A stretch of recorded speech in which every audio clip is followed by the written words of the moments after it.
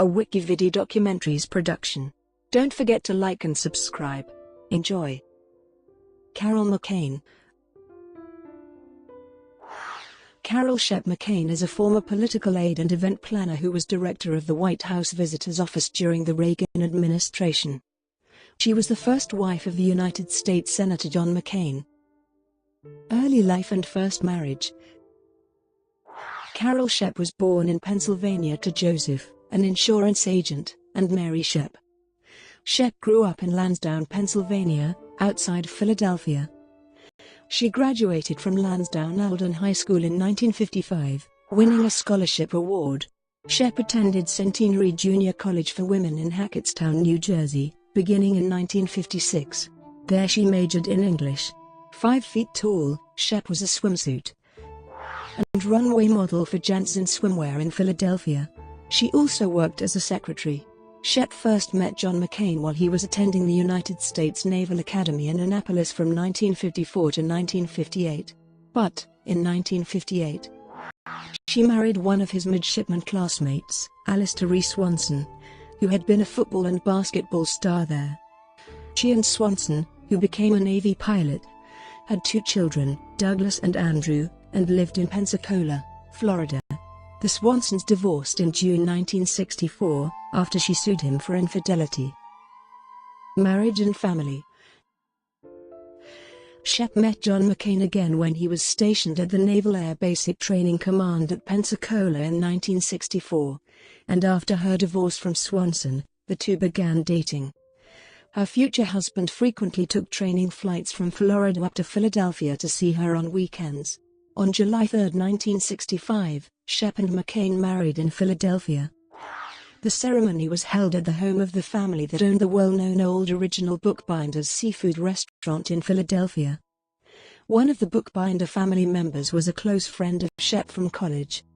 Following the wedding, McCain's new husband adopted her 2 children. Together, they had a daughter, Sydney, born in September 1966. Apart during Vietnam War. When her husband John McCain was shot down over North Vietnam on October 26, 1967, a new chapter in the couple's life began with his capture by the North Vietnamese. He would remain a prisoner of war for 5.5 years. During her husband's captivity, McCain raised their children in Orange Park, Florida. With the assistance of friends and neighbors in the Navy-oriented community, she sent frequent letters and packages to him, few of which the North Vietnamese let through. She became active in the POW MIA movement, while those around her wore POW bracelets with her husband's name and capture date engraved on them.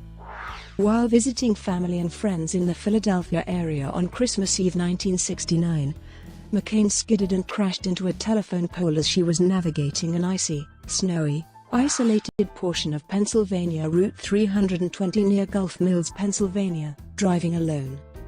She was thrown from her car into the snow, going into shock. She thought she would never be seen and would die there. Hours later she was found and taken to Bryn Mawr Hospital. She suffered 2 smashed legs, a broken pelvis, broken arm, and a ruptured spleen. She spent 6 months in the hospital and underwent 23 operations over the following 2 years in order to rebuild her legs with rods and pins, and had extensive physical therapy. During this time her daughter stayed with her parents in Lansdowne while her son stayed with friends in Florida. McCain did not tell her husband about the accident in her letters, believing he already had enough to worry about. The U.S. State Department contacted her surgeon the next day with a warning. As the doctor later said, businessman and POW advocate Ross Perot paid for McCain's medical care. She remained grateful to Perot, later remarking, "The military families are in Ross' heart and in his soul. There are millions of us who are extremely grateful to Ross Perot." Years after her husband found out about Perot's help, he said, "We loved him for it." McCain was interviewed on CBS Evening News in 1970 and said Christmas had no meaning for her without her husband, but that she carried on with it for their children. Reuniting and divorce. McCain and her husband were reunited upon his release from captivity on March 14, 1973. She was now 4 inches shorter, in a wheelchair or on crutches, and substantially heavier than when he had last seen her. He was also visibly hampered by his injuries and the mistreatment he had endured from the North Vietnamese. Following her husband's return from Vietnam, the McCains became frequent guests of honor at dinners hosted by Governor of California Ronald Reagan and his wife Nancy Reagan, and the two couples became friendly. McCain was the Clay County director for Reagan's 1976 presidential campaign as he sought the Republican Party nomination. Her husband's assignments as executive officer, then commanding officer, of VA-7 Attack Squadron VA-174 at NAS Cecil Field saw the couple leading an active social life. Such engagements included entertaining other naval personnel at their Orange Park home and Ponte Vedra Beach house. McCain's marriage, however, began to falter due to her husband's partying away from home and extramarital affairs. Her husband's next assignment was to the Senate Liaison Office within the Navy's Office of Legislative Affairs. The McCains separated briefly, then reunited. His job was aided by the social life the couple conducted, entertaining Navy, government, and other persons 3 to 4 nights a week at their Alexandria, Virginia, home. During this time she worked for Congressman John H. Russell. By 1979, the McCains were still living together. In April 1979, John McCain began a relationship with Cindy Lou Hensley, an Arizona special education teacher, and Hensley and Company heiress. McCain's husband pushed to end their marriage, and friends described her as being in shock. The McCains stopped cohabitating in January 1980. He filed for divorce in February 1980, which she accepted. When asked by a friend what had gone wrong, she said, "It's just one of those things." The uncontested divorce became official in Fort Walton Beach on April 2, 1980.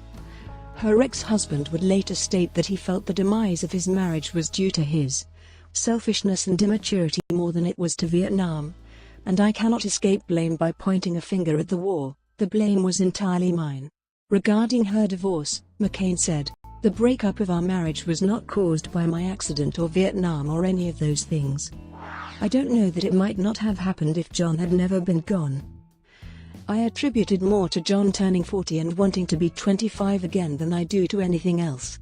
John McCain's biographer Robert Timberg wrote, "However, Vietnam did play a part, perhaps not the major part, but more than a walk-on."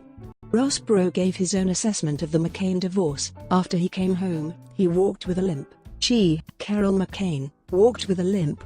So he threw her over for a poster girl with big money from Arizona, Cindy McCain, and the rest is history." McCain's 3 children were initially upset with their father about the divorce, but later reconciled with him. Amicable relations. The divorce settlement afforded McCain full custody of her 3 children as well as alimony, child support, college tuition for their children, houses in Virginia and Florida, and lifelong financial support for her continuing medical treatment. She was sued by her former mother-in-law, Roberta McCain, in 1980 for return of personal property, with the suit settled out of court in 1981. Despite the divorce, McCain remained on good terms with her ex-husband, supporting him in his subsequent political campaigns. She refused to discuss her marriage with an election opponent of her ex-husband in 1982 who was seeking negative information about him, telling the opponent that a gentleman never would have called. During his 2008 presidential campaign, McCain said of her former husband, "He's a good guy. We are still good friends. He is the best man for president." Reagan campaign and administration. McCain moved to La Mesa, California, where she lived for several months with the family of top Reagan associate Edwin Meese. She became a personal assistant to Nancy Reagan in the fall of 1979, working with her as a press assistant on Ronald Reagan's 1980 presidential campaign, and then worked on the 1980 Republican National Convention. She was director of the 1981 Reagan Inaugural Ball, and as the Reagan administration began, she handled scheduling for the First Lady and the Reagan children. In 1981 she became director of the White House Visitors Office. There she planned tours and dealt with the pleas of different groups for the limited slots available. She also dealt with demands from Washington officials, including a dispute about tour slots between Nancy Reagan and New York Congressman Thomas Downey. Regarding the pressures of her job, she said cheerfully, "I'm always in tears. but I love the job. I'm really having a ball." During the early 1980s recession, she declared that the White House tours were fully booked even when other Washington attractions saw declining attendance. Her office processed well over 1 million visits a year. She was a well-liked presence on the Washington social scene.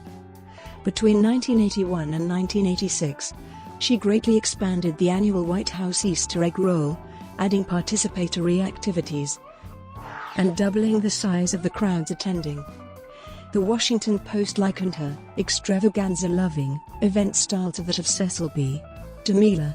She was also involved in planning South Lawn state arrival ceremonies, as well as a national Christmas celebration. Private sector. She left the White House Visitor's Office position in January 1987 to join Philadelphia-based We the People 200 Incorporated, which was the organization planning the celebration for the 200th anniversary of the United States Constitution that year. She was named Programming Director, part of We the People 200's senior management team. The bicentennial project was already troubled by lack of corporate financial sponsorship and persistent internal conflicts. The high salaries of McCain and other senior staff came under some criticism, but were defended by the organization's president as justified based upon age and experience. By 1990, she was a spokesperson for Washington Incorporated, a large event planning company. During 1991, she was a spokesperson for the Desert Storm Homecoming Foundation, which held a $12 million victory celebration and memorial in Washington in June 1991 following the conclusion of the Gulf War and Operation Desert Storm. She later worked in press relations for the National Soft Drink Association in Washington. In 2003, McCain retired and moved to a bungalow in Virginia Beach. While she has had romantic relationships since her divorce, McCain has not remarried. A friend of the family, who was interviewed by The Washington Post in 2008, recounted McCain's reasoning why she never remarried. "She had a lot of boyfriends. She was going out with one fellow who was so terrific. And I said, 'He's so in love with you. You'll have a terrific life together.' She said, 'No, I don't think so. She's never fallen in love with anyone else.'" John McCain was a hard act to follow. Brought to you by WikiVidi Documentaries. Would you like to know more?